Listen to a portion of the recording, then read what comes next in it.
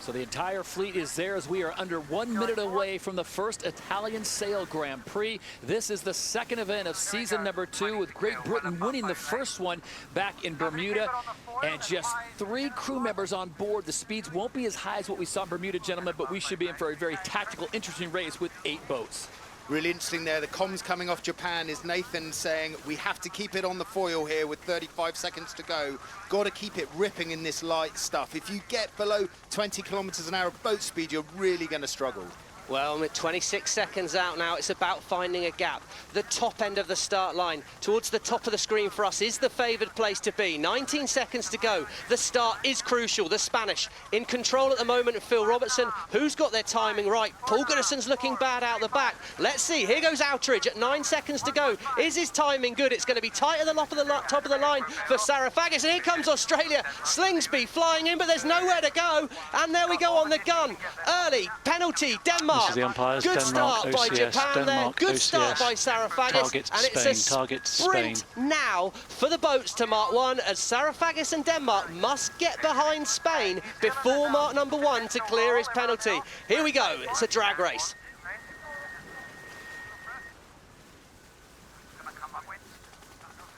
That was Outridge on the back of the boat, saying potential role for the Kiwis. The Kiwis to the right of the stream there, New Zealand, they have a faster angle, 50 kilometres an hour, but Outridge and Draper still managing to find 53 kilometres an hour as they head to Mark 1.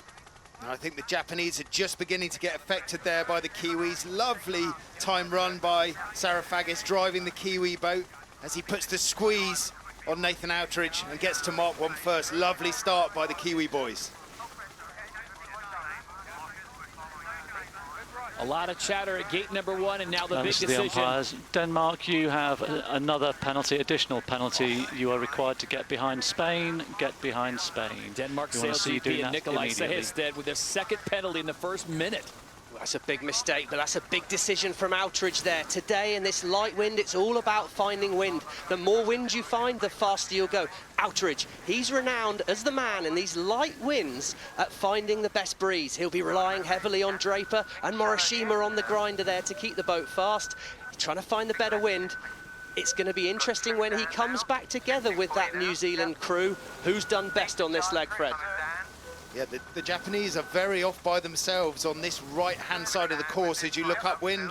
But New Zealanders and the Americans have kept it really simple as the Kiwis roll into a jibe just through the jib and the wing slot there. The Kiwis are still the lead boat. It'll be interesting to see the jibe technique here with 3 people on board. The board goes down. Talked about a touch and go there, Outridge. It looks like he's run out of wind. This looks like a big, big loss for Outridge at this stage in the race. Sarafagis, Spithill keeping it simple, and it looks like they've done well. That's a big, big loss there, and it's all about staying on the foils at gate 2.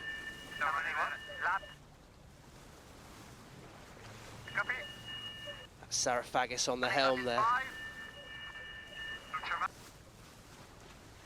Jason Saunders, wing trimmer for New Zealand. These guys are all new to the boat, Fred. That's even more impressive that at gate 2, they're in the lead. Yeah, and you look top of picture there, the Australians are dead in the water. They have stopped moving. I wonder if they've got a technical problem that's removed them from race 1. Freddie, I think what's important to remember is these boats, we're powered by nature. We rely on the wind to sail these boats. If you slow the boat down, you lose what we call apparent wind. That's the wind we make from our own speed, and you'll never get back on the foil. They're just sat in the water. Goodison coming in 4th place, and Outridge, it's a big loss, back to 6th. So moving on to leg number 3 after they go through gate number 2. New Zealand, a surprising lead out front, as the gentlemen have pointed out. Arnold Sarafagis has filled in for Pete Burley, the American Cup 2-time champion, doing a great job here in this race, but the USA and France 2nd and 3rd right now. I think what's interesting here is Nathan Outridge now, he's heading back, he's taken a right turn, and he's heading towards the side of the course where the other boats gained. If you make a mistake, the key thing is not to make another one. So it's interesting, Outridge perhaps learning from his mistakes, and we can see here the boats are all struggling once they fall off the foils to get back on the foils. So manoeuvres are key. Here come the Spanish into gate number 2, but they're a long, long way behind the leading boats at this stage. Still struggling at 8 kilometres an hour, Tom Slingsby. Look, it must be gear failure, surely. Hydraulic problems we're hearing from the race course at the moment. That's a big, big blow for Slingsby in race 1 here. And this is going to be so difficult to get these points back. Remember, they finished in 2nd place in Bermuda. They are the defending champions overall. As France has now moved into the lead ahead of New Zealand, the USA has dropped back to 3rd here on leg 3 of 6. Flight controller Morvan, he's off his flight control position, up on the grinding pedestal then. It's all about sharing your jobs. It's a bit like one of those bands you'd see in the middle of town, Todd, where there's a guy with a drum on his back, a cymbal on his head, and he's playing the flute. It's the epitome of multitasking on the open seas, and France right now is doing a great job as the USA has now overtaken them just barely, with Great Britain moving ahead as France has found just almost a dead spot, Freddie, on course. We're getting to ley line. There we go, that's McMillan talking about where they are on the course. What you have with McMillan and Billy Besson is 2 traditional catamaran sailors, so they're not necessarily out-and-out foiling legends, but these guys have been sailing on 2 hulls their whole life, and I wonder in this light stuff, that pays off. Tight moment here. The Kiwis, they've dropped back, and it's Jimmy Spittle on screen there in his USA crew. He's kept it simple the whole way round this course. That was Rome Kirby asking for him to change the rudder setting there. I don't have anyone on starboard, I can't see. Rome Kirby, he's pilot, grinder, tactician today. He's really earning his paycheck. The thing that the Americans have done on this course is they've done very, very few maneuvers. Very, very few maneuvers. Every time you turn the boat, you slow down. These guys have been going boundary to boundary, been hooking up with nice pressure, and that's why they've got about a 100-meter lead. We have Australia retired from the race here, which is a real disappointment for Slingsby and his crew. And there, the USA, Jimmy Spittle, well, he crashed out in Bermuda. Great to see him back at the front of the fleet, straight off the bat, Todd. Happy to go past. Listening on board with United States SailGP. So already talking about what they're going to do at the top end. Then they'll make their way back down to the course for leg number 4, guys. Then it's another upwind leg. We'll see if the USA can hold on to this. The speeds are not super impressive, Freddie, but the Americans are out in front. Look at the speed drop in the maneuver there, Todd. That was very interesting. They went in at 42 kilometers an hour, didn't have a brilliant tack, and it dropped into the 20s. And the Kiwis, who hadn't done a maneuver, just shut that 100-meter lead down to nothing. Very interesting to see there. The Americans seem to tack on that yellow line, which would suggest they're laying the mark. But a bad wind shifts means they're not quite making the gate.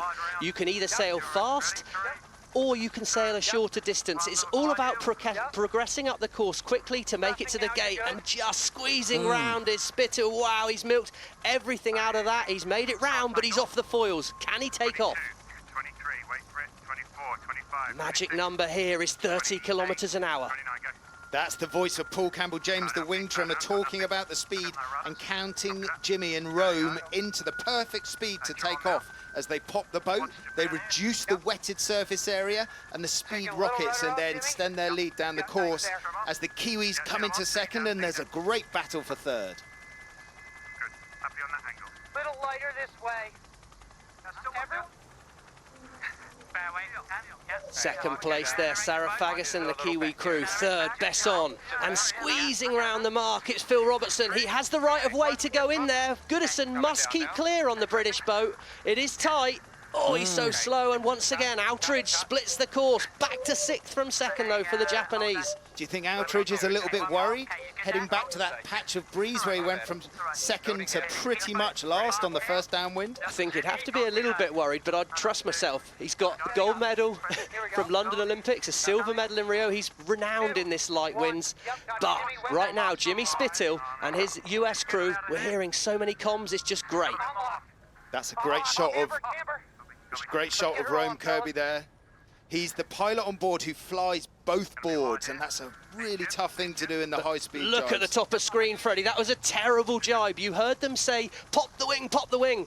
No one popped the wing. You have to change the side the wing's set up to keep the wind flowing around it. They lost that, they lost speed, they've fallen off the foils, and it's now a chance for Japan and Nathan Outridge. They've jibed, he's coming back already on the foils. There goes Morishima. He's working hard to pull that wing sail in for Chris Draper. And then we'll work it down. Okay, everything for depth now. That's Nathan Outridge, everything for depth. He's just talking to Draper where he wants to sail the boat. So there you see the speeds. The USA still in front. New Zealand sitting in second, and France has moved into third, but keep your eye on the bottom right screen of the corner with Japan. They have a way, and Nathan Outridge certainly has a way of coming from behind. We've seen it time and time again. This is a great drag race. They've both got one jibe to do, so not only is it a sprint as the Kiwis set up, we're going to have a Simo jibe. Who is the best at jibing these boats between the USA and the Kiwis? When Spithill's talking about soft, he's talking about the wind. He's saying there's not much wind out of here, and they've done a very nice job in that light wind. Well, they have, Freddie, but have they definitely made a ley line? Rome was saying we need to be wide, we need to be safe here. You've got to minimise manoeuvres. Let's see if he's making it. Straight in, right. See the dirty air coming off the big wing of the USA, who has maintained that first. Remember just moments ago, Japan was in fifth, now in third. If he can make the mark here, Todd, Japan could take the lead. This is a big moment. Who hits that yellow circle first will lead the race at gate 4. Outridge, judgment incredible. Outridge owns it. Outridge owns it for me. No, not again, as they come close together like they did in Bermuda, and this time the USA bears away. Straight into a JK manoeuvre there. That's round the mark, into attack. The hardest manoeuvre in the book from Outridge, but he's come from 6th to 1st on this downwind leg. Stop it, what a filthy manoeuvre by Outridge. He was really squeezing down into that mark a little bit slow and then spun it into a foiling tack as well. Really impressive boat handling for 3 guys. Already up on the foils on the Japanese, but here we go. Here's Spithill. He needs to get the boat up on the foils, get his composure, get back in the race. This is the final upwind leg. There's only a few more manoeuvres left in this race. Any mistake now could be crucial. Nice shot. Let's push those rudders when you can. That's fantastic comms from Rem Kirby. CJ was encouraging to grind the wind sheet on. He goes, I'm going, boys. You just keep your elbows out. Basically, make this boat as wide as possible. Just 38 if we can. Here we are, we're on board here, Japan. Nathan Outridge, gold medalist in the 49er class, world champion. Chris Draper, a world champion in the 49er class. To protect the line, as you were saying. And that's Outridge talking to Draper about protecting. He knows he's in the lead, he's defending, he's making his elbows wide, as Freddie Carr described it. He's talking about the mode. Chris, pull the wing in nice and tight for me, keep me sailing close to the wind. Now to windward. They are, yeah. Chris Draper there talking about the relatives to the American boat. We're on the back of the Japanese boat here. That's what they can see. 100 metres ahead is what that lane shows there, and there's probably about 3 minutes of this race left. 2 tacks that will define the race. So it'll be up to the top of the course, then that right-hand turn, and it'll be into the finish line. It's amazing what Nathan Outridge and Japan SailGP have been able to do. They've gone from almost dead last to first place, being patient. It's really funny, Todd. We heard before this that 4 of the crews like sailing with 3, 4 of them didn't. USA and Japan were both on the list of people that like sailing with just 3 on the boat. And these Japanese sailors, Morishima, Draper, Outridge, they're the lightest crew. Lightweight in light winds, that's got to be a good thing, Fred. It's got to help in these situations here where it's a little bit sticky and you're trying to get the boat going. Spithill tacking there, that's control for Japan. I'm surprised Spithill's gone there. I thought the attack was to go past. Sarafagis, he could have the attack now. Who can accelerate the boat quickest? Remember, 30 kilometers an hour to foil, guys. And this is a huge tack for the Kiwis. I'm going to talk about the bottom speed in the tacks there. The bottom speed of the Japanese tack was about 8 kilometers an hour lower than the USA. The USA tacked underneath them, held their speed better, and that's why they popped out in front. Can they get the squeeze on around the bow of the Japanese? Freddie, look, the Americans are already on the foils. Outridge will know that. The pressure is on Outridge. And he's going to struggle to get on the foils with the USA there. Big pressure moment. Here, Draper's anxiety. And it's stacked up one further with the Kiwis on the outside rack. This Kiwis in first, and although they might be a little bit further back out of shot, they're actually the controlling boat. They're going to control when we tack into the final sprint to the finish. Neck and neck and neck. Yep. Let's just not come out too deep. Okay. Who would you rather be, Stevie? I think all the controls with Sarafagis, but I definitely would not want to be Japan. He's the meat in the sandwich here, and I think it's about Spithill. Can he find space? execute a tack. He's fast, 45 kilometers an hour for a foiling tack. I don't think he can make that, but he's going to come back at these two boats real quick. I think Spittle's going to take this. He really built the speed up there. Outeridge called for the Kiwis to go. Spittle is gunning into them. He's going to take the transoms and wind to the line. Kiwis tack, Japanese tack. There's not enough room there, surely. Japan must watch out for USA here. USA can turn him up to the wind. Spittle's the only boat on the foil. Here he goes. Can he roll over the top of the Kiwis? And Jimmy Spittle has gone from third back into first place as he squeezes in between Japan and New Zealand. What a move by Spithill. That speed build into his tack, staying on the foil, keeping it ripping. Wow. Oh, and Japan on the foils now, but it's too little too late for Outeridge. This is Spittle's race. He's got a simple reach to the finish. The question is, can the Kiwi crew, Sarafagis, can he get on the foils and defend against the Japanese? It's going to be hard. He's in the disturbed wind of the USA, but let's watch Jimmy Spittle take it across the finish. So race number one of the first Italian Sail Grand Prix goes the way of the United States SailGP team and Jimmy Spithill.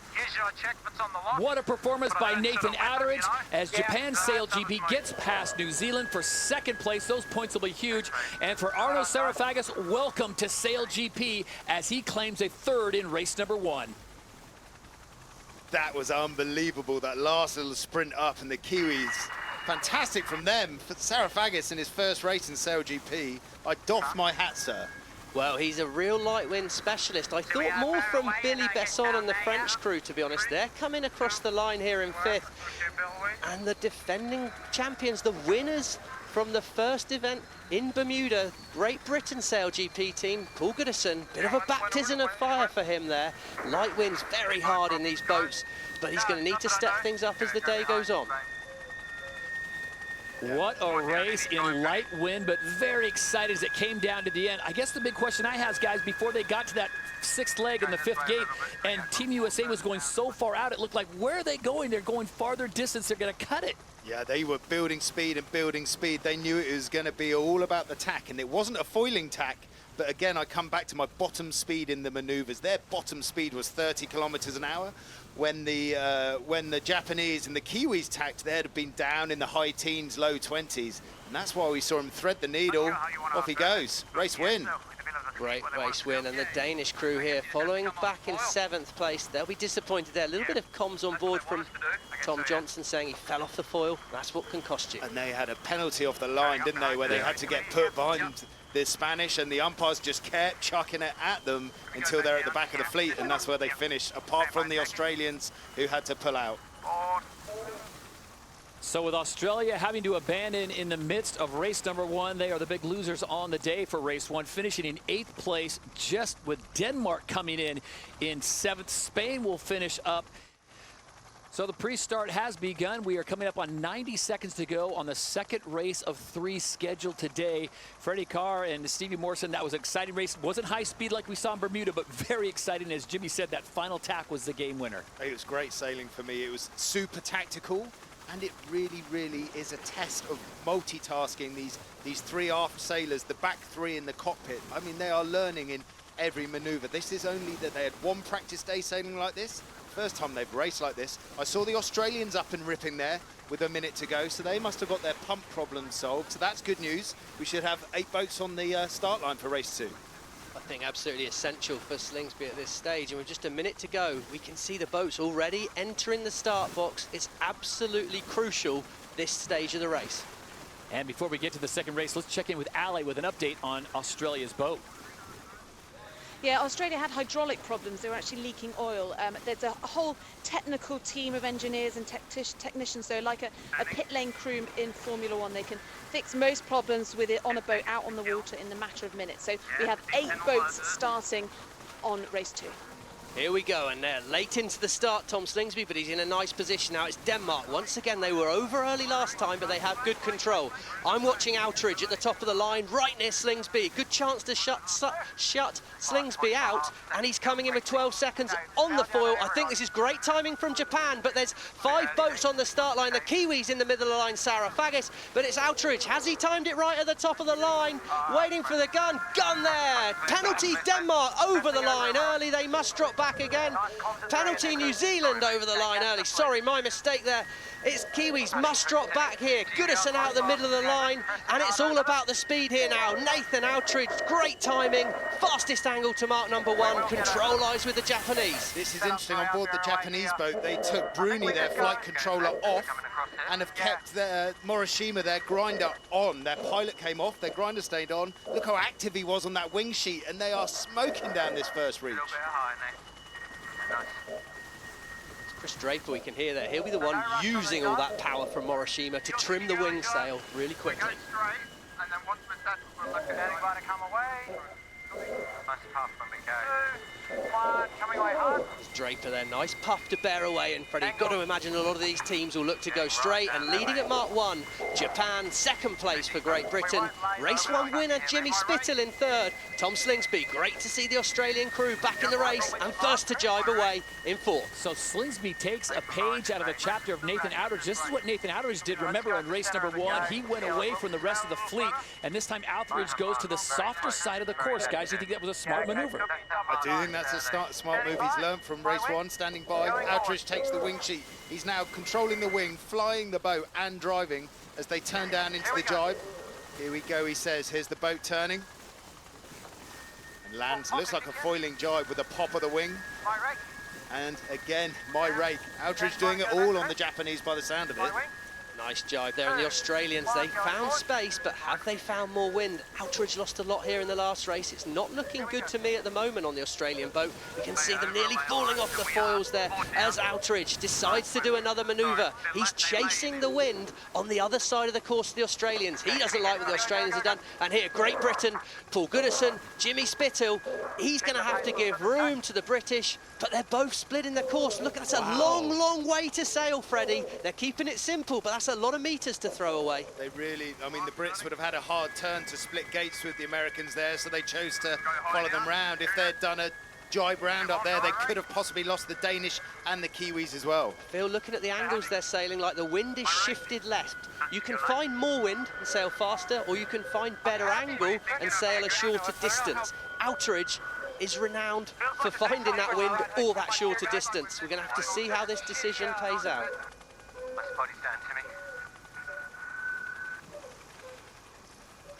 And just like in race number 1, Australia finds himself in dead last. We'll have to find out if they're having continual hydraulic problems.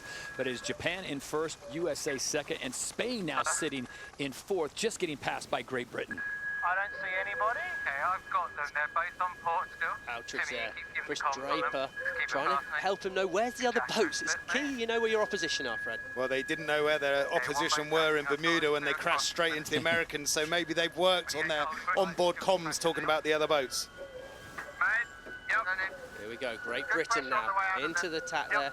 Paul Goodison, good pressure on the way out. That means we found good wind. I think we're 8-1, we're quite slow right now. Yeah, agree, stand by. Okay, that's comms from Tommy Johnson, trying to get Sehested to speed up. Yeah, Parkinson, flight controller, out to be a grinder, back to be a flight controller. The takeoff is all on the pilots, isn't it? As Parkinson drops back into his cockpit, he goes down onto his HMI, his human machine interface, and he starts driving that foil. Then he's talking to Ian Jensen just behind him about the speed they have on board. I'll give you a good bet. You see at the top of the screen there, Japan. I give you a good bet Nathan Outridge is flying this boat, Freddie. He's got a lot of experience, and by having a grinder, it means Chris Draper can trim that wing a little bit more accurately than a lot of the others. Here we go. One more tack. Outridge steering, flying, and doing the wing. It's called a foiling tack. No, something's wrong with the side there. Okay, they've got 2 hulls in. Trouble with trying to push for a foiling tack is you can end up with a very bad tack. 2 hulls in the water, bad tack for Japan. Got a healthy lead though, 130 meters. And you were right, Stevie, he was flying the boat. On top of his steering wheel, he has a little black twist grip that can control the foil that flies the boat, and he was definitely actively controlling that foil. Big movers right now with Spain getting ready to overtake the United States into second place as Japan still has the lead coming up on gate number 3. This is leg 3 of 6 with a halfway point. We'll see if Jimmy Spithill has some magic working with Rome Kirby if they can pull off another win. Remember, the winners of race number 1, Japan took second, New Zealand third. It's neck and neck here as they come into gate 3 with the right of way. It's Phil Robertson in Spain. Jimmy Spittill's going to have to dip behind him if it's tight. But here we go. In the lead, still, it's Nathan Outridge. Lost a few meters. Just stay low, yeah. Just go straight, go fast, go fast. Okay, Phil Robertson going straight. Jimmy Spithill saying he's going to Just go veer behind. away, settle, early jibe. That's the voice of Rome Kirby. Settle. I think that's a key word for today, Todd. Settle. Be calm. There's not a lot of wind. Let's not waste it.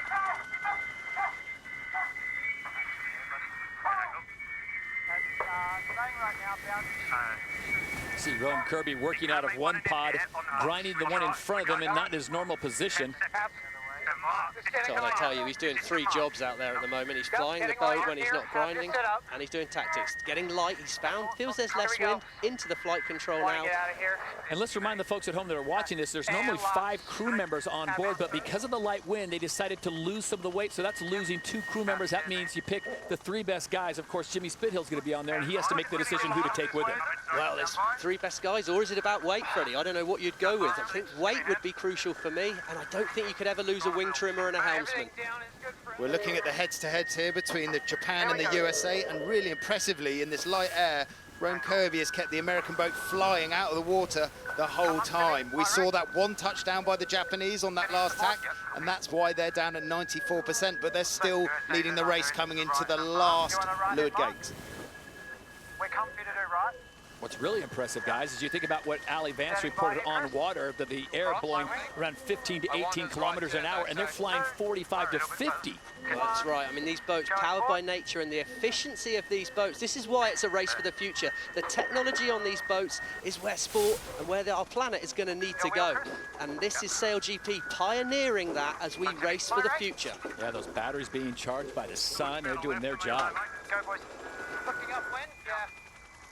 Good move by Outridge there at the bottom gate. Gate number 4 it is. We've just rounded here as we set up for the final upwind. He set himself up to go around the same mark as Spithill, and I think control should be with Outridge and Japan here. That was a lovely shot looking upwind there. And we talk often about one side is being favoured to the other. I don't see any kind of consistency in a way to go around this course. It is just puffy and patchy. Similar move here to the last race. USA choosing to tack in tandem with Japan.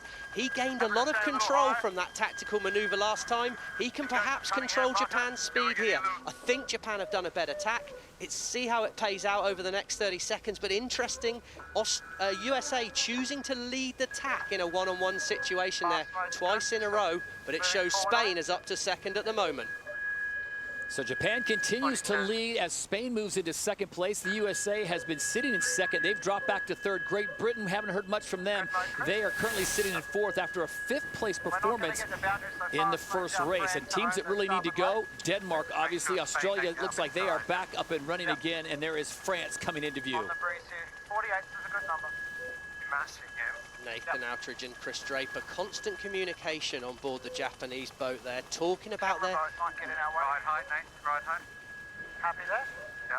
There you go, look, that's Draper. He's helping Nathan fly the boat with some comms. It's all about helping each other out here. There's not enough people on the boat. He's tacking now? Yeah. I think we keep going. We're going to get weight on this. Spain look good in the background there. That's Nathan Outridge. He wants to get quite... There he goes, going all the way to ley line, trying to control gate 5, and he's calling Spain in second place. Gain for Robertson, and the young Trittle on the wing. Trittle and Spain look like they're flying at the moment. So will it come down to one final tack like it did in race number 1, which favored the USA? What can Jimmy Spithill do as they approach gate number 5? Then it's the right turn to the finish line. That's right, Spain and Great Britain. There's more wind on that side of the course where Spittl's going. Up, Diego, my right. And the Spanish have tacked back out there to go and get another chunk of it, Stevie. It looks like they really like the top left. Well, these guys can read the water. They can't see the wind itself, but they can see what the wind's doing to the water, and they obviously love that outrage at the moment. Normally the master, he's lost out. Here comes Paul Goodison on Great Britain, and it's Phil Robertson now in control. And they look low on starboard. This doesn't look like pressure. This looks a little bit like shift as well here, and it's rotated the boats round to the left, and that's why the boats have come in. Let's watch these tacks. These tacks are crucial. We're on board the Spanish comms-wise there. That was Phil Robertson calling the turn. Laurie and Trittle on the wing. Bottin on the flight control.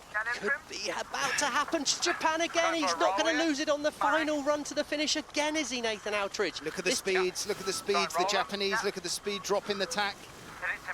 Much better tack than the last race. And here comes Spain. This will be the final leg as they race through gate number 5. It's tight with Great Britain. Great Britain have the right of way. Surely a protest coming in from Great Britain as he spins the boat. But no, round the outside it's Outridge, round the outside it's Robertson. But it's too little too late from the Spanish, surely, as we blast to the finish here. Morishima, Draper and Outridge flying that boat as hard as they can. And the Americans are going to miss out on this one. They went far to the top of the course, couldn't find the wind. And race number 2 will go the way of Nathan Outridge and Japan SailGP as they claim the victory just ahead of Spain. What a performance by Phil Robertson and his crew as they take second. Great comeback by Paul Goodison for 3rd place there, Freddie Carr. You called a big wind shift. I think you were right. He sniffed out a good angle, shortened the distance, and sailed round Spittle. Spittle back to 4th. That's going to hurt. Just felt the breeze slightly rotated on that last upwind. It wasn't about pressure, it was about the wind rotating around the axis. And I really liked how Goodison went for the kill at the very last windward mark. Didn't quite get it. We heard them say protest, protest, but the umpire said no. So Hested back in 5th, and it's very interesting that you can find more wind and go faster, or you say the wind rotates. Just means Paul Goodison sailed a shorter distance up that last upwind leg. Exactly, sailed a shorter distance. Good to see Tom Slingsby able to bring the boat in this time. Remember, they did not finish the first race, so they do pick up some points here, finishing in 6th place with France and New Zealand. The drag race on now. Who's going to finish at the back of the fleet here in race number 2? Is here comes Arno Sarafagis and Billy Besson. Apologies for the language there. The pressure on as we come into this finish. The French just staying ahead of Sarafagis, but 7th place finish for the French crew after a podium in Bermuda. Well, the pressure's coming back on this crew, and it's starting to show. Guys, you look at New Zealand, though. They come in 8th place on this one. They were 3rd on the first race. They were like 10 centimeters off getting the perfect start out the middle of the line. They just pulled the trigger too early. They got the penalty, and they had to get put to the back of the fleet.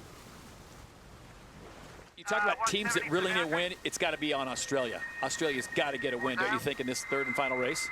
I think after a breakdown in race 1, average race 2, and we've seen Slingsby's been sailing great, but also a lot of pressure on that man, Paul Goodison. Yep.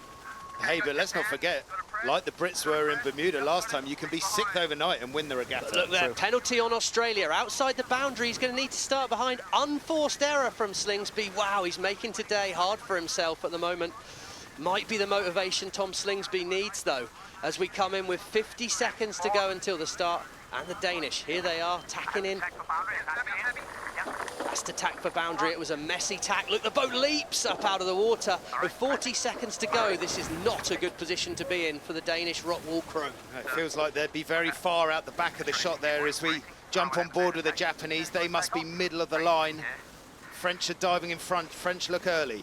Well, you don't want the USA so close below you if you're Nathan Outridge, and here we go. Up, cruising in is the Great British crew. Tom Slingsby trying to get up on the foils here with 17 seconds to go. It's all about the timing as we come in. Can you get on the foils? Spittle, he's found a gap. He shoots in underneath the French as he drives towards the start line. 7 seconds, Outridge. Well, we knew he'd be on the foils. He was, but in the middle of the line, it looks like Spittle's timed this beautifully. Look at the speed on the USA boat. He's going to break the line first. Can he roll over the Kiwis as we head towards Mark 1? Jimmy Spittle, wow. What a start that was by the American. He was double speed, wasn't he, when the gun went there? Absolutely lovely time on distance. Got Rome Kirby in the front cockpit, Campbell James holding the wing sheet, and the French drop in just behind them in 4th place. Japanese are top of the stack, coming down in 6th.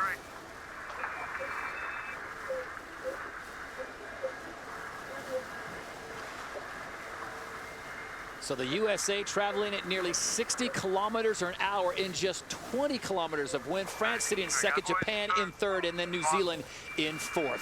Underway here, leg 1 of 6, the 3rd and final race of the day on day 1 at the Italian Sail Grand Prix. Nice rounding there. Interesting that Rome Kirby was up in the grinder position. There's Morishima for Japan. Sarafagis steering the New Zealand boat round in 4th. He started well today, Sarafagis, his first day in SailGP. And Phil Robertson, uncharacteristically poor start at the back of the fleet in 6th. All boats now look like they're trying to keep it simple, Fred. Long and straight after Mark 1. Yeah, interestingly, unlike the first 2 races, there were no early jibers. They're all heading out to this boundary. They're talking about standing by, so the boundary's coming close as Campbell James goes, passes his wing sheet. Rome Kirby drops down to fly both boards. Spitzel turns the boat. Still in the lead, the Americans. Let's see if they touch the water here, or if it's a full foiling jibe with 3 people. Look at that. Look at that. That's multitasking right there. What a job by the USA crew. Keep it simple right. I love that. Well, we'll be bringing you a lot of onboard footage, as right now we do not have our signal from the helicopter, so you're not getting that sky view, so you'll get a up-close and personal look from water's edge. Yep, my right, Jimmy. Crucial moment as they approach gate 2 here. 1, turning. Keeping it simple. That's what Rome Kirby called for. That's what Jimmy Spittle's done. Lovely rounding. Boat up on the foil. Not an inch of water over it. And Billy Besson, he needs this. Back in the race. Doing a nice job. I love the comms off board, the Americans there. Campbell James saying that was epic. How much does that kid love sailing? How could you not, though, Freddie? These are the best boats in the world, and they're racing in spectacular venues like here in Taranto. We're racing for the future, and we're trying to set an example for sport globally with SailGP. What an opportunity for these sailors. Rome Kirby, well, that man, he deserves a pay rise for me because he's doing all the jobs on the boat today. Setting up for the tack, the board goes down. They are tacking on the right-hand side of the boundary as they're going upwind. Can they stick a foiling tack with 3 people? That would be a skill. I'm going to give them that, I think. Yep. I'm happy with you giving us a great tack by the USA crew. Ominously in the right-hand side of the picture there, Nathan Outridge in Japan, showing us 100 meters behind at the moment, but that's nothing in these conditions with just 3 crew, Freddie. So to paint the picture, we've got the USA and France who are out on the right-hand side of the upwind, and we've got the Japanese and the Spanish who are coming from the left-hand side. At the moment, it looks like the boats coming from the right. The Americans and the French are just crossing the boats from the left, but if it's like the last race course, it's not about what side of the course you go to. You've very much got to sail in the puff and the shift that is present at that time. Can't see the rest of the fleet. Hands docking there. That's Rome Kirby. He's so vocal on the boat today. He was the driver on this boat last year, moved to flight control, really stepping up in the tactician's role today, and what a job he is doing for Jimmy Spittle and Paul Campbell James. They seem to be in the right place at the right time.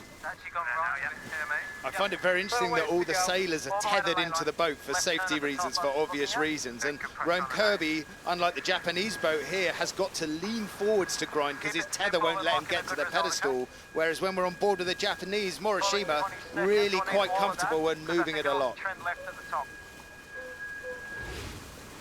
Here we go, replay of tight cross for Japan there. He must dip behind the French crew. The French coming from the right of the screen have the right of way. Outridge, keeping it simple, dipping it behind. So we're coming up to the top of the first upwind now. They'd have potentially done their last tack in to the windward mark. French cross behind in second still. So those 2 boats are glued together. The Japanese and the Spanish are glued together as they're bouncing upwind. Campbell James saying, I think it just looks like top left of screen, 15 kilometers an hour. We had 18 kilometers an hour halfway up this leg. 3 kilometers an hour in wind speed can make about 7 or 8 kilometers an hour difference in boat speed. Wind speed is massive to these guys, and Campbell James says it looks light at the moment. That's not great news, but that camera angle looks pretty good to me. Just got Spain the leeward. Copy. And then the bridge after that. First round, gate 3 toward the USA. What a rounding. They're really sailing this boat so well. A little bit more wind on the course. Makes the boat look a bit easier. Outeridge looks to be splitting the course. He turns left. He talked about one and in left turn at the bottom. Everyone trying to minimise manoeuvres. One left. And turning. And there you see the lead the USA has over Japan in second place. It's 18 seconds. France 26 seconds back. So this is the largest lead we've seen in the 3 races today, as the USA has raced literally out to the lead, trying to get a 3rd win here in race number 3, as they got the win in race number 1 and of course finished in 4th in race number 2. But this would give them a huge amount of points going into Sunday and those 2 races with the fleet, and then possibly making it to that podium race. Good pressure out here. Rome Kirby there talking about happy to go straight in right. Earlier we heard Outeridge talking about one and in left, so we can anticipate a split at the bottom. Who will have found the wind out of this next mark could be absolutely crucial. Look at the speed on the Japanese as they jibe. Go straight in, go to the left side, down the pressure. All right. I think we can go a little fast because it's only going to head, CJ. Copy that. Spittle confident of making it to the next gate, sending the boat fast. Looks like a comfortable lead still for the American crew at the moment, and it will all be about has Outeridge judged this ley line right to keep it tight. Just keep an eye on boundary out of it, Jimmy. That boundary comes quickly when they turn that way. Some really nice on-board comms there between the 3 of them talking about the plan for the next upwind.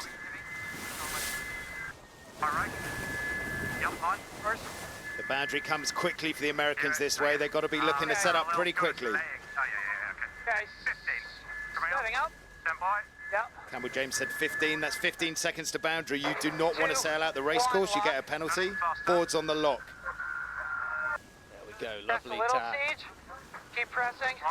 Yours. Rome Kirby saying press a little, CJ. That's when Campbell James, the wing trimmer, is driving on the exit of the tack. Rome Kirby saying press. That means bring the bow to the right-hand side of the screen, power up the sails, power up the wing sail, and get foiling. Okay, Barry. Here we go, Paré. French for get ready. They're setting up there. Lee McMillan crosses, and they've made a good move in this move, French. They're on this final upwind leg now. Nice tack for the French. Can they stay on the foils? Well, we don't know. We'll find out later when we see how they're doing with Japan. But right now, USA, Jimmy Spittle, I think the only issue he's got is himself. If they can keep it simple now, they should have no problems. Bringing you lots of coverage from water level as we've lost the signal from the helicopter. The USA continues to lead. France now sitting in second place ahead of Japan and Spain. But Freddie, I got to say, I am so impressed the way that Rome Kirby and Jimmy Spithill and Campbell James have keeping this boat out of the water and foiling throughout this race, with the winds dipping down to as low as 15 kilometers an hour. And I completely agree, Todd. They're learning on the job, and they're learning on the job so well. We can't see it from the helicopter because of technical issues, but look at that lead. It's 200 meters. If we were looking from the helicopter, that would be 2 white rungs on the ladder. But look how close it is between Japan, Spain, New Zealand. That is a battle for the last podium spot. The French look fairly set in second place. 3, 2, 1. Fairly set, but I imagine most of these teams have got 2 more manoeuvres to do before the final gate, Freddie, and that what attack that was. Look at that air scene underneath the boat. Yeah, buddy, that is how you do it, Paul Campbell James. Oh, he's peacocking today, isn't he? His full of tail confidence. feather is up. Pressure here, Jimmy. Starting to build on us To be now. fair, I think they probably deserve that. Rome Kirby's putting them in the right spot, and Happy to Jimmy take it up and if you Paul are can. doing a fantastic job back there. Yeah. So the Nice, Americans more than 150 meters ahead of everyone else, as Rome Kirby continues to look around to spot the rest of the fleet. It's France and Japan 2 and 3, then Spain trying to reel themselves back in, New Zealand, Great Britain, Denmark, and of course Australia still having their issues, more than 500 meters behind the Americans here. How far off it? Should be one more tack for the US crew. Let's watch them. They're setting up. Let's try and enjoy this last tack. Give us a good one, boys. 3, 2, 1, lock. Happy to press out of it. Oh, it's skimming, it's skimming. Oh, I think we can You're probably gonna give it to him? I don't know if I am after the one before, but that was pretty good under the pressure of the commentator's curse. Call that a contest make. French coming across here. Still just. Looks like we're easy cross. Campbell James calling there. Turning down to the finish here now for Jimmy Spittle and his USA crew. Just now chance to bring it home. Look at that, 16 kilometres an hour of wind. They're doing 50 kilometres an hour as they come into the finish here or close to it. The power of the wind, amazing.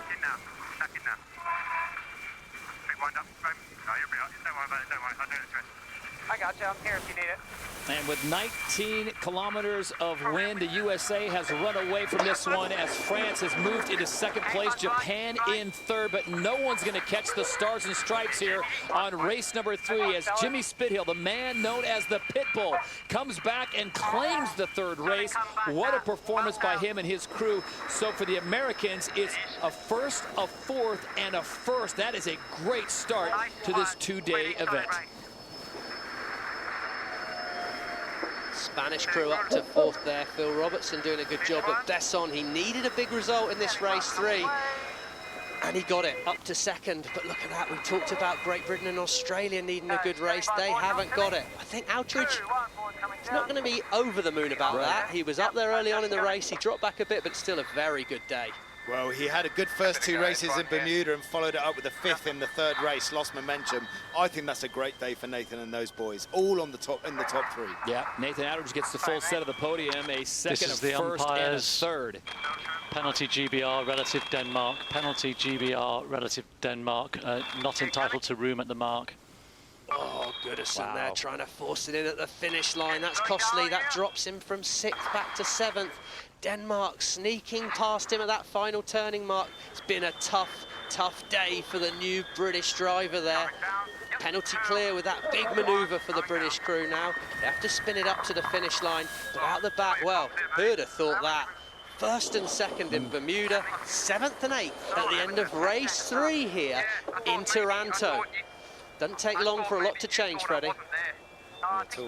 Not at all, but like we said, we know you can be in 6th place overnight and win the regatta, but they've got to reset pretty hard, the Australian boys. Tough to see the defending champions, Australia SailGP and Tom Slingby, have a very difficult day today. I tell you what, chaps, that's a first in sailing, isn't it? To see 3 people sail a 50-foot yacht out of the air, foiling. It's stadium race course. I've never seen light air sailing like that. That was amazing. That was absolutely spectacular, Freddie, I agree. And kudos to the crews there on board the boats, working it out so quickly. They've had no real practice time at that. It's just been a lot of theory and conjecture. And wow, it was a great performance they gave us. Well, with the light winds forecasted and everyone came out, the 3-man crew, the adjustment was made, and it looked like Jimmy Spithill and his crew, as you guys mentioned, there were 4 crews that were in favor of sailing with 3, and there were 4 that were against it. Jimmy Spithill was certainly in favor. If you can be in the lead at Mark 1, you have full choice of everything you can do, an open playing field. If you're at the back, you're already on to plan B and trying to find the second best option, which is just never going to be a good option. So under 90 seconds to go, you cannot cross that line leaving the start box until the clock hits 0. You'll see the line go white. To Freddie's point, it's so good to have that helicopter back in this view in this stadium setting, Stevie, as we can get a look. Now, the key is not crossing that line too early because a penalty will pretty much sink your chances. From looking at the overhead graphic there doesn't seem to be much advantage to starting at the top or the bottom of the line. I think the winner of the start today will be as simple as the fastest boat as close to the line when the gun goes.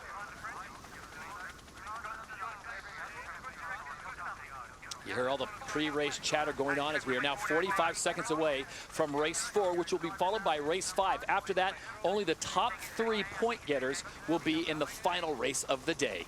Everyone really, really close to the start with just 30 seconds to go, and they're all close to the bottom of the screen, what we'd call the top of the start line here. The Kiwis are very early. I think they're too early, but now who can find space? I like where Goodison has got the British boat. Outridge on Japan, though. Good control. Opportunity to shut the French out at the top of the line here, and now can Slingsby get through? The Spanish, Spithill, they're out the back. They're behind off this start line, but it looks to me like Besson. He's trickling in. Has he timed it right at this top end of the line? Will there be a gap? Could be disaster for the French. No!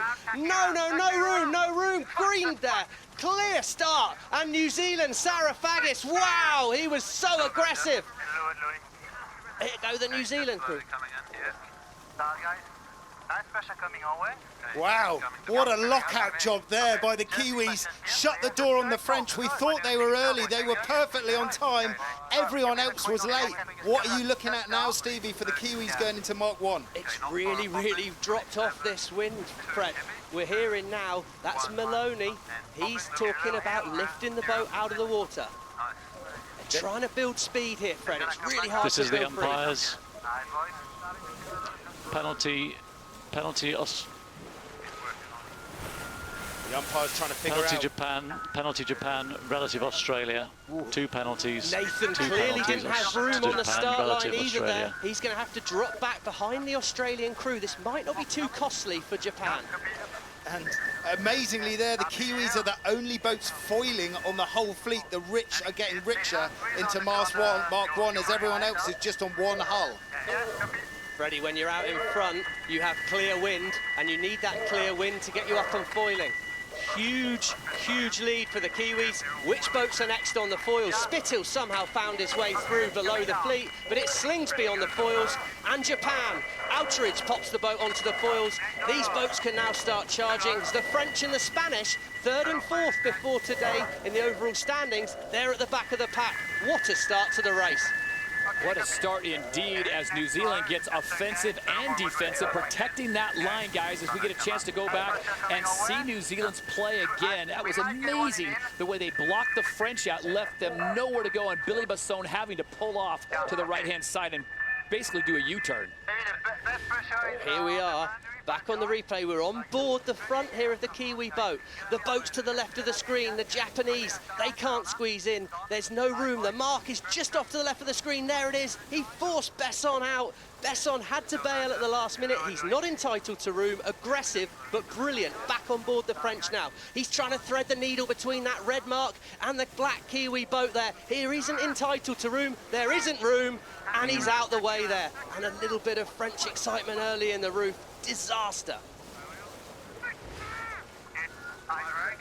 So back to live racing action here in race number 4. It is New Zealand out in front.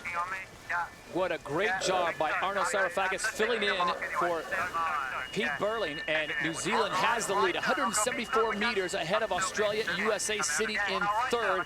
For Australia, guys, they are still not out of it, but they're going to need to win both races 4 and 5 and to hope for a little help to get into that final race of the day. And they're jibing here for a right turn. We've seen better pressure on the right-hand side, but I think there was a huge shift on that downwind. Oh, they get a bit high in the jibe there. They've flown the boat too high. They're off the foils. This is going to cost them a lot of distance. 2 hulls in the water. Bad manoeuvre for this inexperienced crew. That's going to be costly. And Slingsby, that's more where we're used to seeing him. But the battle in the back of the pack, this is going to be closing up with the Kiwi crew as they approach gate number 2. That looked like a rudder lift problem for me there. Not only do we fly off the main foils, but you fly off the T-foils on the back, the rudders that steer the boat, and they just weren't getting the lift of the boat, the back of the boat, to keep the boat in the air. So here comes Australia sitting in 2nd place, the USA sitting in 3rd. Remember, the USA and Japan are leading right now with 21 points each. So, guys, if the USA has a top 3 finish, they've all but secured a spot in that final. He's done a great job, Jimmy Spitzel, of getting back in 2nd place for Tom Slingsby. Well, he really needs to win this race and see France and Spain at the back of the fleet to give himself a chance of making the final. It's very unlikely Australia can make it, but at the moment, this is perhaps his best chance with Besson and Robertson at the back of the pack. There's not pressure on the left corner, huh? So the Kiwis right now flying the hole after splashing down with both into the water, coming off the foils. Their lead is dropping quickly. Here we go, on board the Kiwi boat. Let's see what happens here. They set up for the jibe. Jason Saunders crossing the boat there. Foil goes in, and here we go. They turn, and then look in that back right-hand corner. Look at that rudder pop out, Fred. He spotted it really well. The rudder pops out. There's air around the rudder. These things don't work in the air. They're designed to fly in the water, and the foil just lets go. The boat crashes down. 2 hulls in the water, really slow. But look, This wind has dropped, and Freddie, I think what's really interesting, they've spent 40 minutes warming up in a lot more wind than this. Looks like a lot of the teams are struggling to adapt to the change. Yeah, and they've got 5 crew on board today, so they've got that extra 100, 200 kilos, should I say, on board. So it's really hard, and that's why we're seeing crew on the Australians down on the leeward side of the boat. It's not about foiling right now, it's about lifting the windward hull. Look at that, 8.5 kilometers an hour right now of wind, where they were practicing, to your point, Stevie, they were closer to 15 to 18. Right, look at the guys that head out the boat, and they're looking for wind there. That's Kyle Langford on the wing. He's going to really need to have a bit of feel today. He needs to look at that wind, see how it's working. Let's find out with Ali on the water. Has this wind dropped as much as we think? Yeah, absolutely. It's much lower than forecast. And as you mentioned, it dropped just as we started the race, really 30 seconds before that start. We saw then it falling off those foils, absolutely crucifying for the teams. And it becomes all the more important that the crew on board can spot any extra bits of breeze across the racetrack. They'll be looking at the water and really trying to find as much wind out there as possible. Well, Australia doing exactly what they have to do. Remember, they were sitting at the bottom of the standings after day 1 with just 5 points. And the only path for them to get into that final race is to win both of these races and get a little help. Right now, they lead here on leg 3. And they're up and foiling there. Crucial moment for Slingsby. The magic number to get on the foils is 30 kilometers an hour. If you can get to 30 kilometers an hour, you can hope to fly. And we can see here, look at that wind. The wind's very, very similar on the boats, and the speeds are very, very similar. This is tight. Sarah Faggis doing a good job. There you go, easy on the press. Kyle Langford talking to Tom Slingsby there. Look, 2 different modes of sailing here. Sailing a faster, longer distance for Slingsby, and the boats above there, Jimmy Spithill holds in the water, Fred. So I'm already looking at what this, as it stands right now, what this would do to the overall leaderboard for this event. As it stands, the USA and Japan would book their place in the final race, the final 3 shootout. Spanish would still be in 3rd, but if it finishes like it is now, New Zealand would only be 2 points behind the Spanish going into race 5. So as I said, the USA and Japan would qualify, and that 3rd spot would still be wide open. Tight cross coming up here. The Kiwi's going to surely look to take the wind of the Australians. There you go, tack from Sarah Faggis. He's new to the SailGP circuit, but great move from Switzerland, GC32, world champion. But what I think most important here, Todd, he's a real light wind specialist. This is old school cat sailing here. Hulls in the water, you've got to adapt to the situation. The wind wash he put onto Australia there, slow him down, and it's Jimmy Spithill charging in. We saw that a lot yesterday. Has he made the right call here? So Spithill drops in, currently sitting in 3rd place, but he is ahead of the Australians as Australia and New Zealand battle for that rare wind that we're finding out here. As to Ali's report, breeze dropping off just before the start of race number 4. Remember, race 5 still to come, but they've got to negotiate this right now. It is a 3-boat shootout with New Zealand, the USA, and Australia. Nice move there by Sarah Faggis. He stayed clear, kept it clean, and he's got himself back up on the foil there. Bit of wing wash going onto Spithill. He'll hate that. And Slingsby, well, he's decided to try and find wind on the other side of the course. Great opportunity at these gates for the teams to be tactical. They've got a chance to spot more wind, and here we go, Sarah Faggis flying. It's not lost on me that Sarah Faggis, the Swiss helmsman on board the Kiwi boat, grew up sailing on the Swiss lakes, where it's shifty and patchy, and you really have to dial into the mode changes for what breeze you have at that moment. Maybe that's why he's showing the fleet a clean set of heels. Coming upwind, stay set up, just got to watch them. Coming down. Great comms, that's Tom Slingsby talking there. Here we go, we're going to come back here on board with Jimmy Spithill as the Kiwi crew sail over the top. The wind is coming from the right-hand screen, the top of the screen there. As soon as we see the Kiwis get in front of them, they're disturbing the wind. They're giving them dirty wind, we call it in sailing. Basically, it's like choking the fuel pipe on that American boat, slowing them down as we head downwind. And we see the French and the Spanish at the back of the fleet.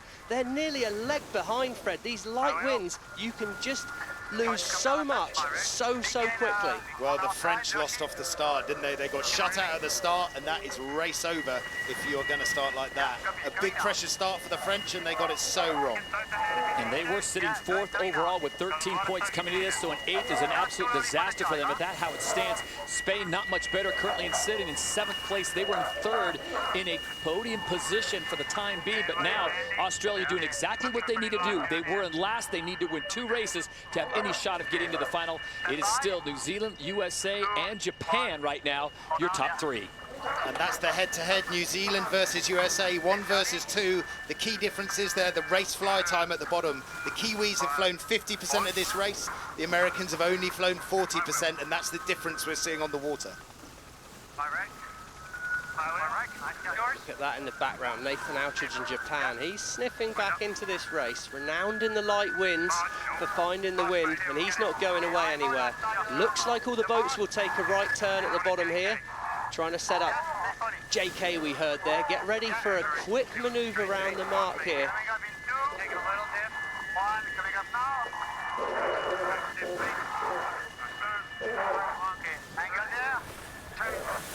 Saraphagus, there's so much communication required on these boats because everyone's having to work really hard together. Spittle follows him around, and it's Australia. He didn't quite make the mark. An extra manoeuvre for Slingsby, sorry there. That's going to be costly. Could give Outridge a chance to move past him in the race. You see the Australian boat trying to get back on the foils. It's so costly when you fall off the foils in this wind.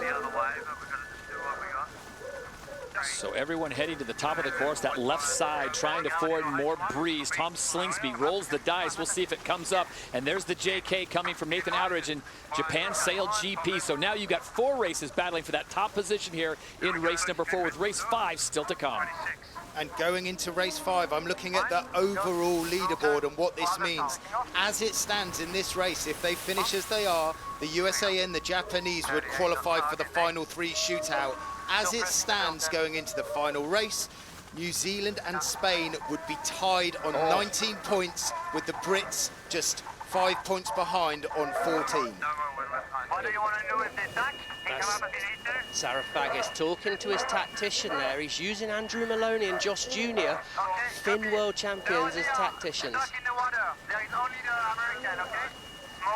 Okay, so Saraphagus, he's really only focused in on America here and Jimmy Spittle, and he's in a textbook position to cover him. And this is a key position for the Australians. If they do not take 1 more place up the leaderboard, it will rule out their chances of getting into the final 3. Look at that, he's just not found any wind there, Todd. You can see Tom Slingsby looks tense to me. We're gonna have to go early here. We've got no choice. Okay, stand by. Slingsby's frustration there as the defending series champions, and Italy has not been good to them. They had troubles all day yesterday. Remember, they finished in last with a did not finish, and then a 6th and then another 8th.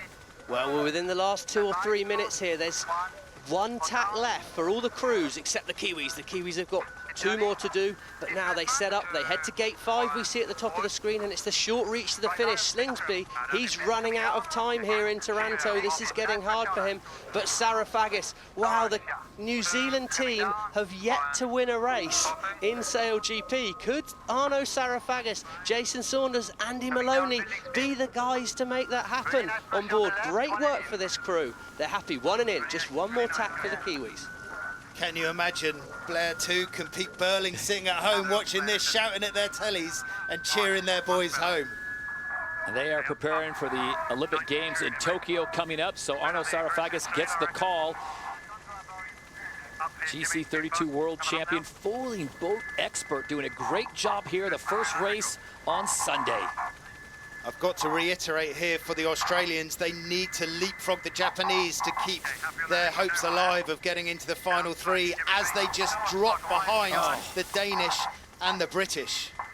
So truly an elimination race here in race number 4 with 5 still to come, and then the 3-boat shootout to cap off the Italian Sail Grand Prix. That yellow line we saw on the screens, the ley line, we're back on board the USA here. Look at that tack. Are they going to stay on the foil? Look at that, they're skimming. No, they're up, they're up, they're up. They're stayed up. Beautiful foiling tack in such light winds. There's definitely more wind on this left-hand side, the top of the screen as we see it. There seems to be more wind on that side of the course. Slingsby lost out a lot. Spittle, perfect foiling tack from his crew. And at gate 5, with just the high-speed blast to the finish, well, let's hand it over to Arno Sarafagis to bring home New Zealand's first race win in SailGP. And we talked about it from the get-go. The start's so key, not having a penalty to get things going, and Sarafagis put himself in a great spot, and he stuffed the French off the corner. They were unable to get into that small gap, and now they sit in 8th, and the Kiwis are sailing to their first win of the season here in SailGP. Congratulations to Arno Sarafagis and the crew of New Zealand SailGP as they will take the win in race number 4 and picking up all 8 points.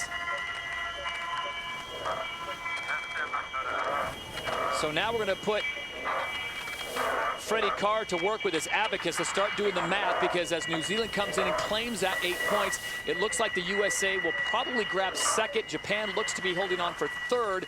And where is Australia?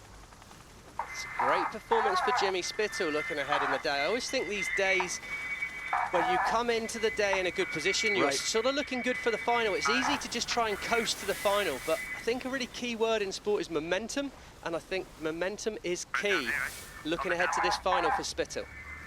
For sure, the Americans have booked their spot in the final, and I also think if Nathan Outridge comes in 3rd as he is here, he's going to book his place in the final as well. As it stands, I believe that the Spanish and the Kiwis will be tied on 19, and then 5 points behind those, we have a 3-way tie, Denmark, GBR and France, but we've got to get the overall results across the line here to confirm that. So Japan holds on for 3rd. Nathan Outridge and Japan SailGP, the runners-up in last year's series, look to be on their way to the podium race today. And the Danes with a great performance here, maybe their best showing thus far, finishing just off the podium in 4th. Nice from Seherstedt, and he's given himself a chance going into race 5, as long as our friend Freddie Carr is right with his computer, but he looks pretty confident to me at the moment, so I think we're right there. Tom Slingsby, 5th place for the Australian crew. Well, it's been a very, very tough week, sailing for pride in this last race. Don't be at all surprised to see him coming out swinging. Paul Goodison, 6th place. I think that'll keep his hopes alive, but it's not really enough at this stage for the British crew. Frustration on me at the moment from them. Paul Goodison filling in for Sir Ben Ainsley as Spain comes in to take 7th. And they really needed a better performance. They were sitting in 3rd overall coming into this 4th race with 17 points, 4 points clear of France, and it'll be France taking the final spot in 8th, only picking up 1 point, which will drop them back to 14 points, and a big loss on the day on race number 4. I think what'll be so interesting to see here, Phil Robertson, 2-time world match race champion, and if I had any fault for Phil Robertson, he's been over-aggressive at times, and it would be very easy to try and get a bit over-aggressive and not let things happen well. And does he go after the Kiwis? He's got to beat the Kiwis to try and get into 3rd place, and let's not forget the Danish, the British and the French, who pretty much have to win this race to get into the final 3. So 40 seconds to go before the start of race number 5, and then just 3 boats will emerge to race in the final race of the day. The Americans and the Japanese have already punched their ticket in there. Now the battle is on for Spain, France, New Zealand, and Great Britain, and even Denmark to get in there, as Australia has been eliminated from contention.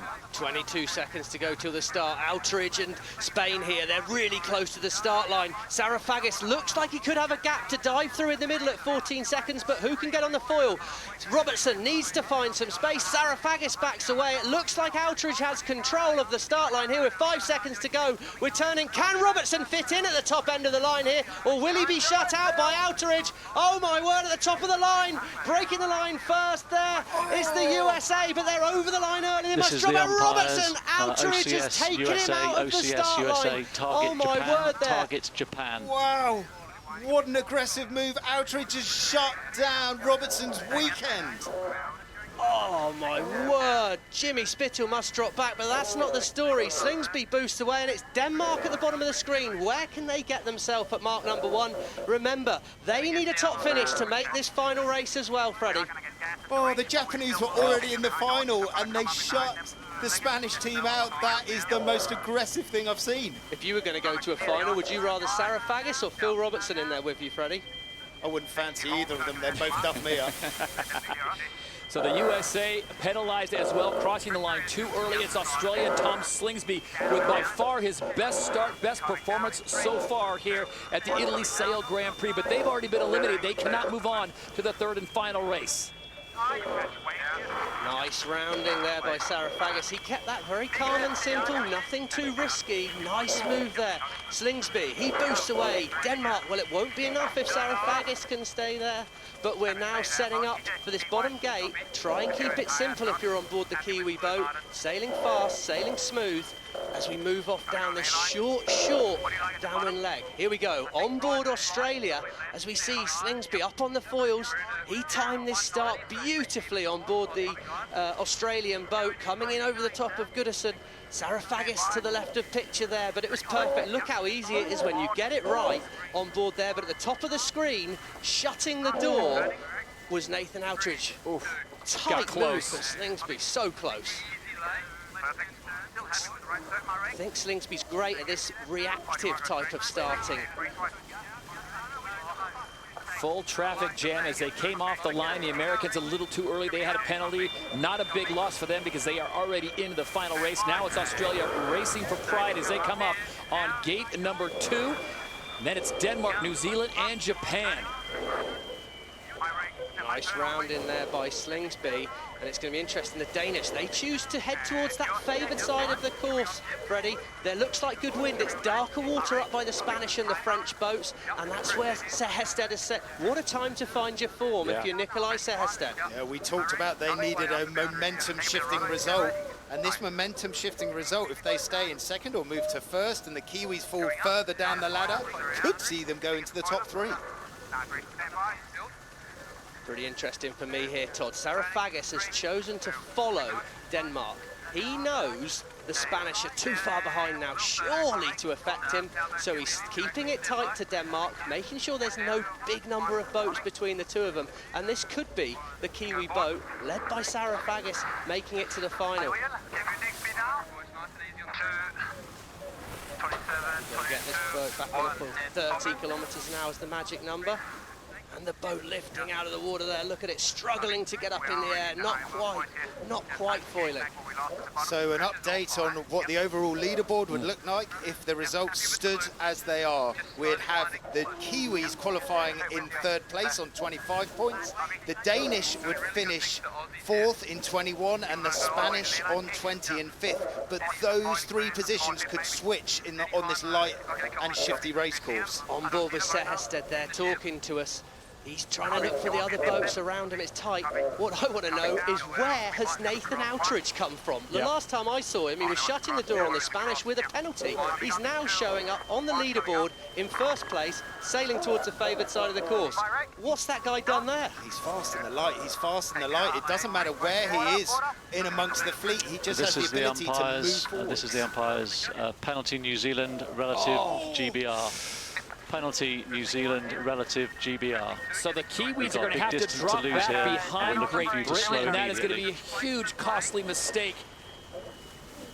Well, there's 1 point back for the Danish against the Kiwis as the Danish move up into 3rd.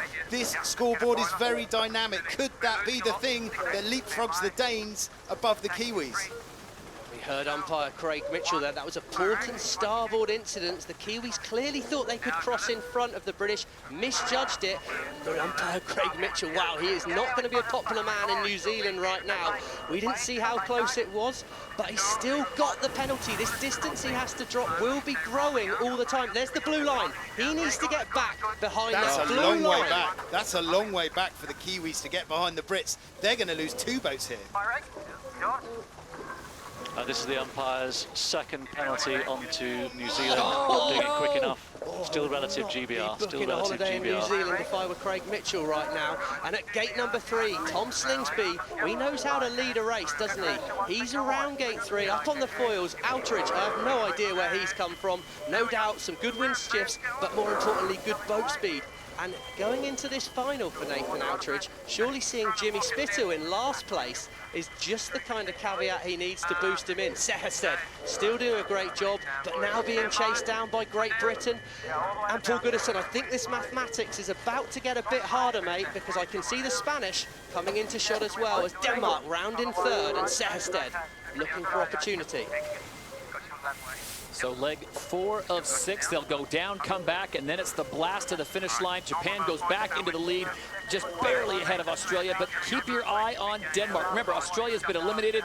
Japan's already in the final, so it's going to be a battle between Denmark, Great Britain, France, and New Zealand. Spain on their way up, and the USA out the back, currently sitting in 8th. They don't need the points. They're already into the final as well. Round the outside for Robertson and Spain. I'm happy to put my neck on the line, and at the moment that will be Phil Robertson finding his way somehow into the final with an amazing comeback at this stage, but he has split the course with the Danish.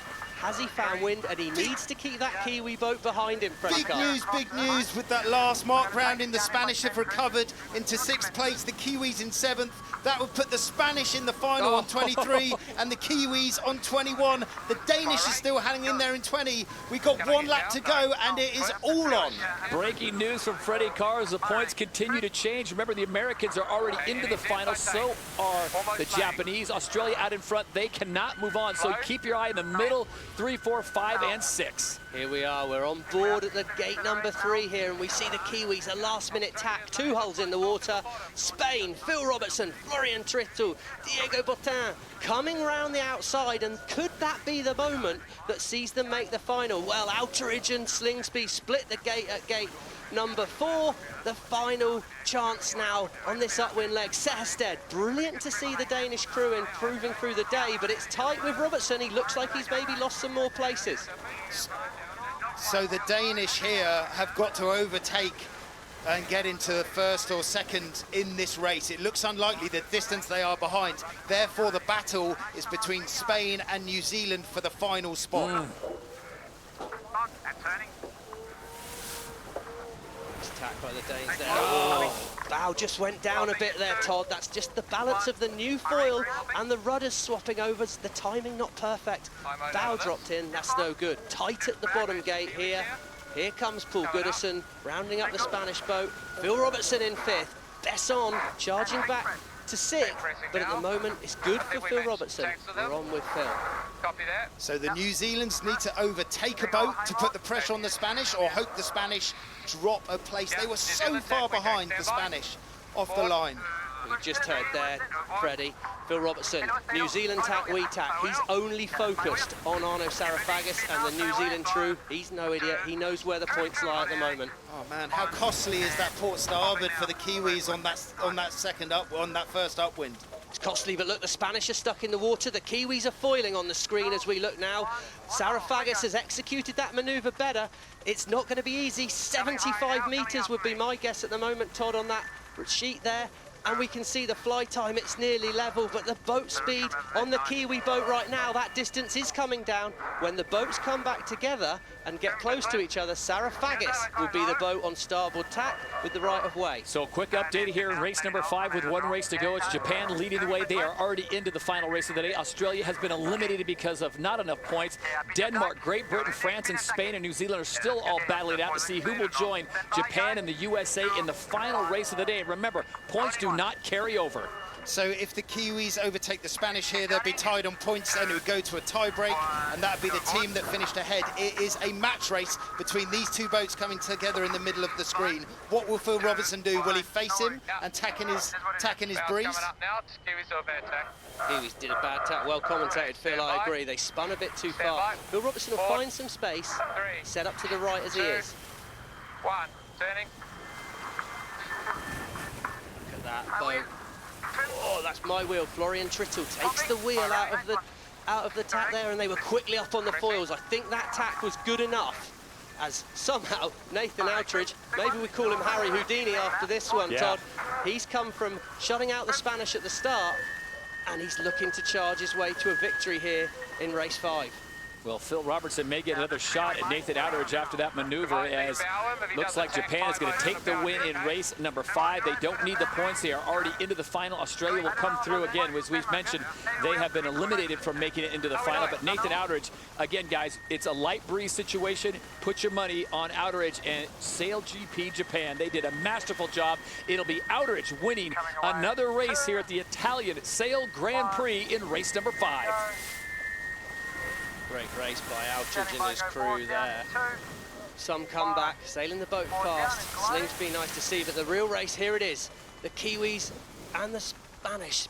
Robertson tacks right on his wind. There was an interesting bit of communication between Florian Trittel and Phil Robertson a moment ago, talking about the numbers. They haven't got a Freddie car out there on the water with them, so they're having to remember these numbers themselves. Look at Phil, he's looking back. Match race world champion 2 times. Florian Trittel, he's trimming that wing so fast. Could this be the redemption from the Spanish? They were 1 tack away from making the final 3 in Bermuda.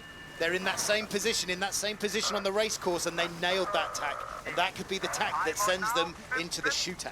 Look at Billy Besson in France, though. They're coming back into play. Remember, they were sitting in 8th place, and they've made a nice recovery. It looks like New Zealand's going to run out of time as they go through the final gate, and now it's a sprint to the finish between Spain and France.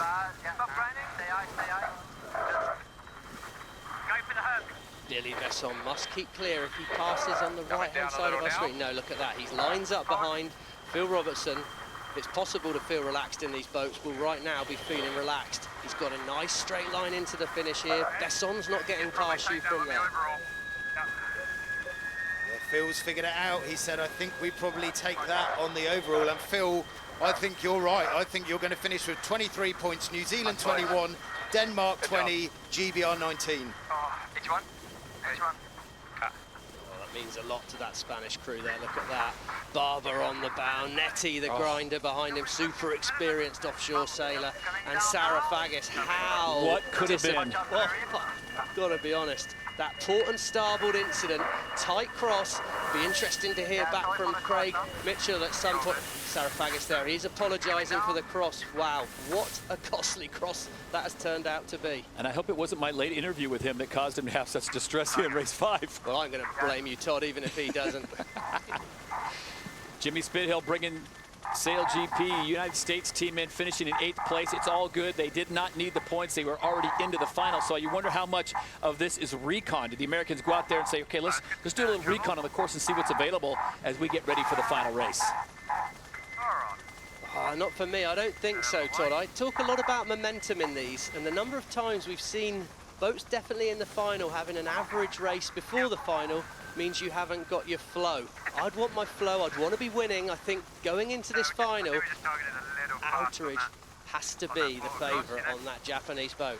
90 seconds to go, the final race of the day. Great shot of the start line here. We've got a 3-boat fleet, and that looks quite a long start line.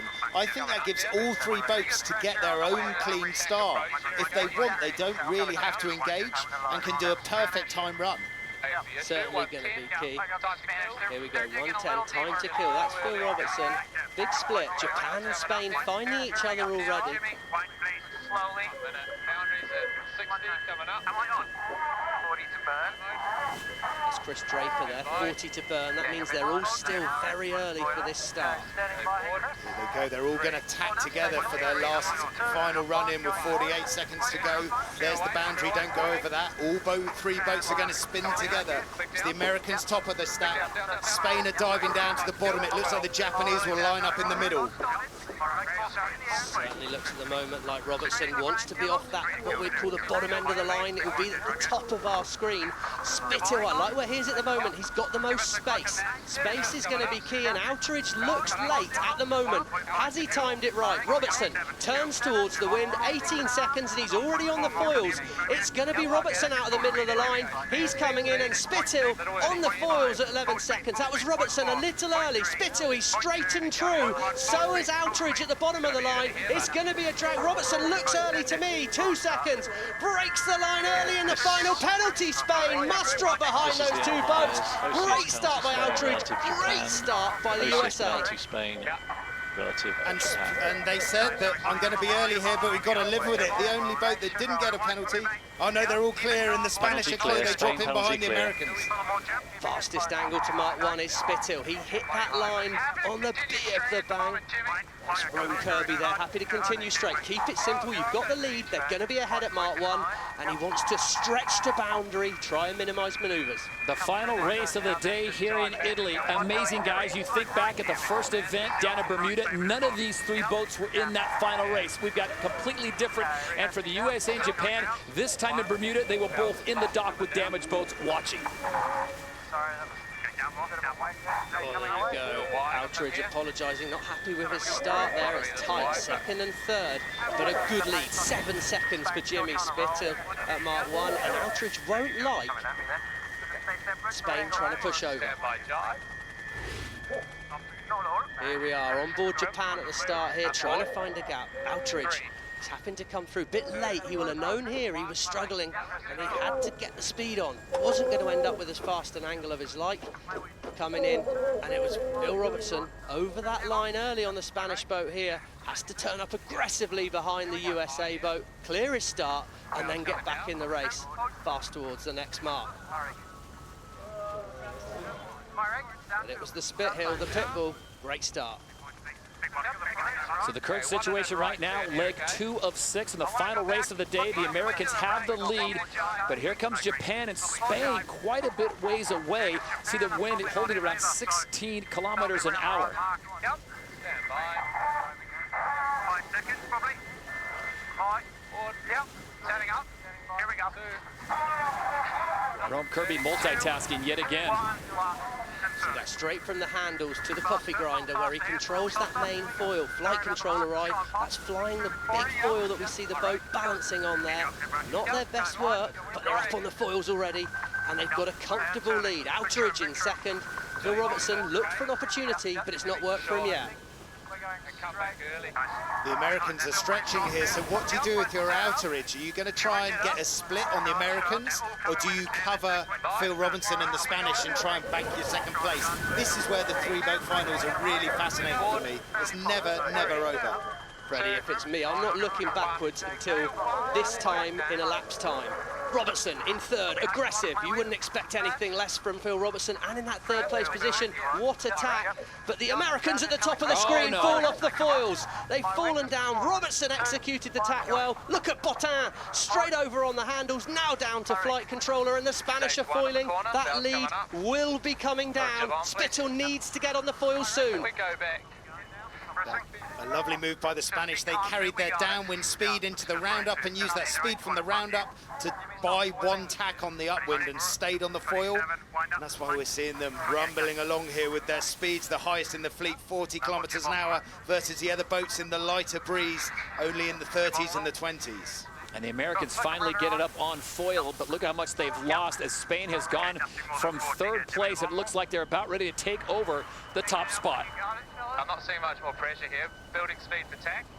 For attack here there. Let's talk about the wind speed on the bow here, Stevie. Live wind speed. I've got the Spanish at 14 kilometers an hour, the Japanese and the USA down at 12, so less breeze where those other two boats are. Look at that, they're just up on the foils there, the Spanish boat. They are on starboard tack. If it's close, Spitill's going to need to watch out. This will be tight. It looks to me like Outridge is the big loser at this stage. Is Spithill ahead? He's much higher above you. Another close crossing with Spain and Japan. Is this payback time for Phil Robertson? It's a big loss there for Outridge. He had to do that. But what this tells me at the moment, we're halfway up leg 3. This is pretty much the midway point in the race here, Todd. Any mistakes, and this race is anyone's. So it's a big moment here. We're on board with Japan here. He's going to have to dip behind Spain there. Spanish from the right of the screen with the right of way. And Morishima, big workout for him there. We can see on board Spain, Phil Robertson. He'll love that. A little bit of payback, as you said. So the Americans, once they were down off the foils, have got it back up and running at 33 kilometers an hour, holding on to that first place lead. This is the final race of the day, leg 3 of 6 with United States SailGP and Jimmy Spithill out in front. 3, 2, 1. Turning. Really interesting tacking styles there between the Americans and the Japanese. Jimmy Spithill really throwing the boat fast through the tack to keep it on the foil versus Outridge on the Japanese, much more consistent, trying not to lose that crucial speed in the manoeuvre. Looking like a big loss of distance. It's Campbell James. Can you see the Spanish? No issue, Jimmy Spithill. That's right. It's been a big gain to this side of the course. So we call it the right-hand side of the course, looking upwind. Lovely gain for Spithill and a gain back for Outridge. And that's all wind. There's more breeze on the right-hand side of that course. We said it at the bottom, and that rang true at the top. Here comes Nathan Outridge as they go through gate number 3. This will put them onto leg 4 of 6. It looks like it's going to be a battle between the USA and Japan coming down here in Spain. Looks like they just fell into a pocket, just a hole of no wind, and I thought they were going to move into first place. Not doing. It's interesting. There's noticeably more spectator boats. Big crowds out here on the water watching SailGP today, Todd. And those spectator boats potentially blocking the breeze. Here's Spain. They've come back to the side of the course where there was more wind. Could be a chance for Phil Robertson to get himself back in the race. Showing a second at the moment. This is tight. Fascinating stat come up there in the bottom corner. Look at their average speed, the middle number of the USA, 57 kilometers an hour. That is 6 kilometers an hour faster than the other two boats. It's pretty simple, isn't it, lads? You sail the boat a little bit faster, you're probably going to get out ahead. Beauty of this racing as well, Freddie. We are powered by nature. We're driven by the wind. If you find more wind, you get rewarded for it. If you use nature better, you get rewarded for it. And that's what we're seeing here with Jimmy Spithill and his American crew. They've done a nice job. Outridge just can't quite bridge the gap back to him. That lead now, look at those ladder lines. Nearly 200 meters for Spithill. And Spain have fallen off the foils at the bottom of the screen here. That could be race over for Spain. Robertson's going to need some in magic from here. Oh, that is annoying, Phil, I agree. We just lost hydro pressure there, FYI. Go on, Botin. He's working hard on those handles. That's a hydro pressure drop. Bad time for that to happen. A slight technical or a wrong button, who knows? Try and go easy on everything here. That's interesting. They lost hydraulic pressure, Phil was saying in that jibe. He's talking about going easy on everything. You have a hydraulic accumulator, a hydraulic bomb on board the boat, and it only gives you a certain amount of board or rudder or wing movement, and they spent too much oil early in the manoeuvre and they couldn't save it later. We can see this board here still up in the air in front of us, in the middle of the screen. That should have gone down. But here we go. Jimmy Spithill, gate 4. What's the move? Last time at gate 4 here, just one upwind leg left. Oh, that looks bad to me. Bang! Crash down to the water. Oh, Jimmy. Bit of industrial language. I think we can understand with the situation there, a bit of tension on Jimmy. Look at that white water there. That's the boat falling out the water. This is Outridge's chance. Surely you tack on the mark, Nathan.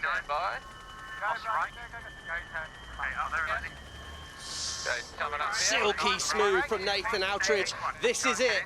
The next 2 minutes will define the Taranto SailGP Grand Prix here, because if Nathan Outridge can find more wind, get the boat on the foils, he'll be ahead. And we know that the right-hand side of that course is better, and that's where the Japanese are going. The Japanese currently have 14 kilometers an hour of wind speed on their bow. The Americans only have 11. Oh, They look are at the screen! stopped. Jimmy Spithill stopped, and how's Phil Robertson going to get round him? Surely they're not all giving it. He looks like he's broken down, Todd. Both holes in the water, and the Americans are going nowhere fast as Spain makes the pass. So for the Americans, it's from first to third. Oh, wow. What a moment in the race here. Nathan Outridge, silky smooth round that bottom mark on the foils. Spain still not back on the foils and floundering at the back. Broken down, it looks like to me. Jimmy Spithill and his US crew. Oh, that's got to hurt, Fred. And that's got to hurt. That's got to hurt so much. You've got to feel for them. They started so well, dominated the race. One bad tack in light airs. Sounded like they're having a lot of technical chat about what mode to sail the boat in. Anyway, that's all irrelevant. They're back in third. Haley, Nathan's called it. Here we go, we're back for a replay. Look at that, he flies out round the mark. The load on the boat. The boat just flies too high round the mark, overloads the rudder system. Something's gone wrong on board. Then look at the boat leap out the water. That's the problem. No designated flight controller. Rome Kirby was having to do the handles round that mark, Fred. We've just heard from Ali Vansar on the water reporter. She said they might have hit something. There was some communication about hitting something. We'll get that clarified after the race. Here we go, let's get back Broken on the rudder. board. We're hearing they've got a broken rudder on board the American boat. They flew very high, Fred. I hope we'll find out anyway after the race. Let's get back to the action on the screen. Well, here we go. We've got Nathan Outridge stretching out. We're just 2 minutes here from the end of this race. One good tack for the Japanese crew, and it could be redemption from Bermuda. Outridge had the crash with the US team in Bermuda, and Outridge is potentially now back in the game. With Japan out in front, Spain in second, the Americans are dead in the water. We're lucky now to go on board with Jimmy Spithill. Jimmy, can you tell us exactly what's happened? All right. Yeah, unfortunately we had a massive impact with something under the water. Snapped the rudder off, starboard rudder. All right. Oh, Jimmy, that's got to be difficult. So frustrating with you guys leading. You were running so well. Meanwhile, Japan and Spain out in front. You pleased with what the boys were able to do with short changes down to 3-man crew for this last race? Yeah, I mean, we're really executing a perfect race. Built a nice lead. And yeah, all we had to do was sort of get around the mark and head back up to the finish. So, yeah, pretty disappointing, but look, we can't control that. That's, yeah, pretty unfortunate. All right, Jimmy, thanks for your time. Get home safe. We'll see you guys in Plymouth. Meanwhile, as they approach gate number 5, it is Japan and Nathan Outridge just sailing a near perfect race here, guys. Fastest boat of the weekend, fastest boat with 3, fastest boat with 5. Look at them go. Really well sailed in this light breeze. I tell you what, when we were talking to Jimmy Spithill there, Nathan Outridge's heart would have been in his mouth because that lead was coming down. Oh yeah, guys, nice work. Not yet. Wait till we're here. I think maybe Morishima was suggesting he was going to open the champagne. A little bit too early. So with a light breeze and a 3-man crew, and after being eliminated in Bermuda, it's Japan SailGP that comes back to Italy and gets the big victory. Nathan Outridge and crew will take the win here in Italy. One going forward. Tacking. Gotta say, Phil. Guys, it's an amazing stat. Japan never out of the top 3 all weekend long. Sailed perfectly. What a bounce back as well by the Spanish in second place. And I think by locking in a second place here and a 4th in Bermuda, we could have a new leader in SailGP Season 2 with Phil Robertson in the Spanish. Strong performance by Phil Robertson to make it into the final. They finish as the runner-up. They had to battle just to get into this final race. Phil sailed very well there, really. I mean, he was over that start line, did a good job coming back, but Nathan kept it tight, didn't go away, no mistakes, pressurised him. And it was really interesting that Phil Robertson said, we're going to be early here, let's just go, drop behind, hung in the race. It didn't look great for them at the halfway point, but the talking point has got to be the American rudder. With the lead, the U.S. with just 2 legs to go in the race. As we heard from Jimmy Spithill on board Team USA, they hit something in the water and they break a rudder. Well, I tell you what, look at that crew there. I think we often can underestimate the importance. Chris Draper, the wing trimmer there, Olympic medalist, several world championships, so reassuring. And Morishima, what a powerful man at the front of the boat. And that crew did so well.